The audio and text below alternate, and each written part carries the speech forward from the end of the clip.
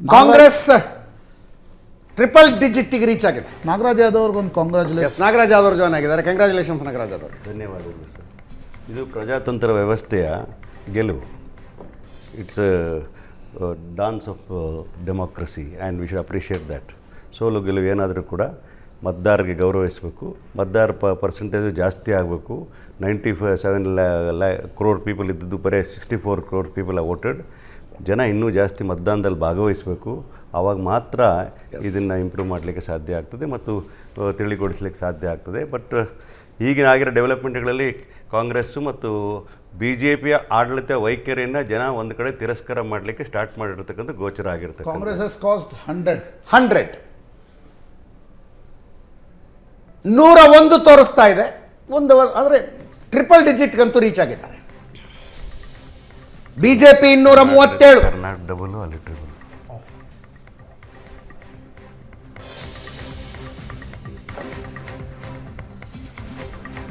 ಹಾಲಿ INDA ಮೈತ್ರಿಕೂಟದ ಒಟ್ಟು ಸಂಖ್ಯೆಗಿಂತ ಬಿಜೆಪಿಯ ಏಕಾಂಗಿ ಸಂಖ್ಯೆ ಸ್ವಲ್ಪ ಜಾಸ್ತಿ ಇದೆ.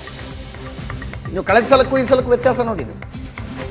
ಕಳೆದ ಸಲ ಕಾಂಗ್ರೆಸ್ನ ಒಟ್ಟು ಸಂಖ್ಯೆಯ ಸುಮಾರು 5 ರಿಂದ 6 ಪಟ್ಟು ಸ್ಥಾನಗಳನ್ನು BJP ಗೆದ್ಕೊಂಡಿತ್ತು.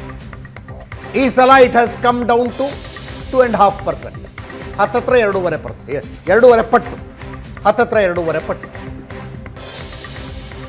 233 INDA, 291 NDA. Politics is the biggest levelizer ಅಂತ. ಹೌದು ನಿಜ.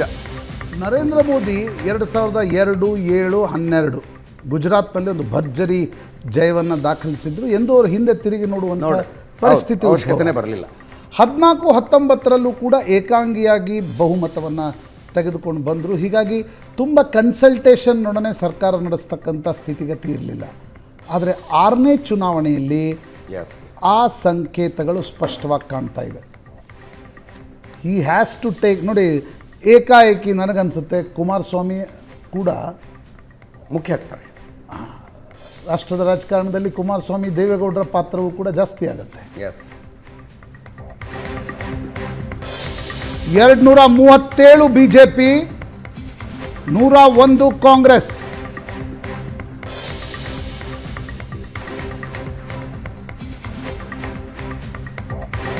ಮೂವತ್ತೈದು fall short of majority. Smriti Irani ಅಮೇಥಿಯಲ್ಲಿ ಸೋಲು.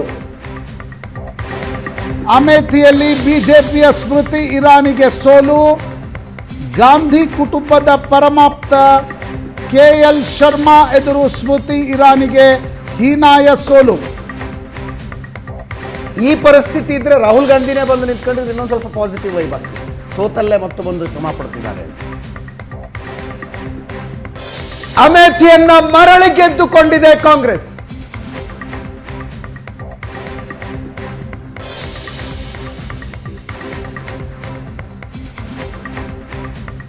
ಅಮೇಥಿಯಲ್ಲಿ ಇದ್ದುಕೊಂಡು ರಾಹುಲ್ ಗಾಂಧಿ ಅವರು ಅಲ್ಲಿ ಇದ್ಕೊಂಡು ಅಲ್ಲಿನ ವ್ಯವಹಾರಗಳನ್ನು ಮ್ಯಾನೇಜ್ ಮಾಡ್ತಾ ಇದ್ರು. ನಾನು ಕಾನ್ಸ್ಟಿಟ್ಯೂಯೆನ್ಸಿ ಮ್ಯಾನೇಜ್ ಮಾಡ್ತೀನಿ. ನಾವು ಹೋದಾಗ ಭೇಟಿಯಾಗಿದ್ದರು. ಅವರೇ ನನಗೆ ಎಕ್ಸ್ಪ್ಲೇನ್ ಮಾಡಿದ್ದು ಹೆಂಗೆ ಕಾನ್ಸ್ಟಿಟ್ಯೂಯೆನ್ಸಿ ಮ್ಯಾನೇಜ್ಮೆಂಟ್ ಇರುತ್ತೆ, ಜನ ಬಂದಾಗ ಹೆಂಗೆ ಅಟೆಂಡ್ ಮಾಡ್ತಾರೆ, ಅನಾರೋಗ್ಯ ಬಂದರೆ ದೆಹಲಿ ಏಮ್ಸಿಗೆ ಕಳಿಸೋ ವ್ಯವಸ್ಥೆ ಹೆಂಗಿದೆ ಅಂತೆಲ್ಲ ಎಕ್ಸ್ಪ್ಲೇನ್ ಮಾಡಿದರು. ಅಂದರೆ ಆವಾಗ ರಾಹುಲ್ ಗಾಂಧಿಯವರ MP ಆಫೀಸ್ನಲ್ಲಿ ಕೂತ್ಕೊಂಡು ರಾಜಕೀಯದಲ್ಲಿ ಚಕ್ರ ಸುತ್ತುತ್ತೆ ಅನ್ನೋದಕ್ಕೆ ಉದಾಹರಣೆ. ಹೌದು, ಅಮೇಥಿ ಕಳೆದ ಬಾರಿ ರಾಹುಲ್ ಸೋತಿದ್ರು, ಈ ಬಾರಿ ಸ್ಮೃತಿ ಇರಾನಿ ಸೋತು. ರಾಹುಲ್ ಗಾಂಧಿಗೆ ಈ ಕಾನ್ಫಿಡೆನ್ಸ್ ಇದ್ದಿದ್ರೆ ಅವ್ರು ಅಲ್ಲೇ ಸ್ಪರ್ಧೆ ಮಾಡಿರೋ, ಅಮೇಥಿಯಿಂದಲೇ ಮತ್ತೆ ಸ್ಪರ್ಧೆ ಮಾಡಿರೋ. ನಂತರ naturally anti incumbency will start catching up to you whichever political party is in power. They can't do the expectation ಭಾಳ ಹೈ ಇರ್ತದೆ ಜನಗಳದ್ದು, ಅದನ್ನ ಮೀಟ್ ಆಗಲಿಕ್ಕೆ ಸಾಧ್ಯವೇ ಆಗೋದಿಲ್ಲ. ಆವಾಗ ಏನಾಗ್ತದೆ, ಯಾವಾಗ ಆ ಎಕ್ಸ್ಪೆಕ್ಟೇಷನ್ ರೀಚ್ ಆಗಿಲ್ಲೋ ಆ್ಯಂಟಿ ಇನ್ಕಂಬೆನ್ಸಿ ಬರ್ತದೆ.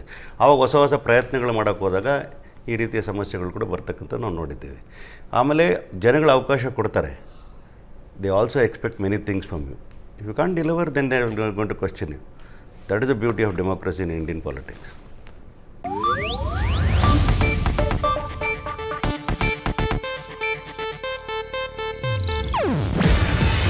ಇದು ಏಷ್ಯಾನೆಟ್ ನ್ಯೂಸ್ ನೆಟ್ವರ್ಕ್ ಪ್ರಸ್ತುತಿ.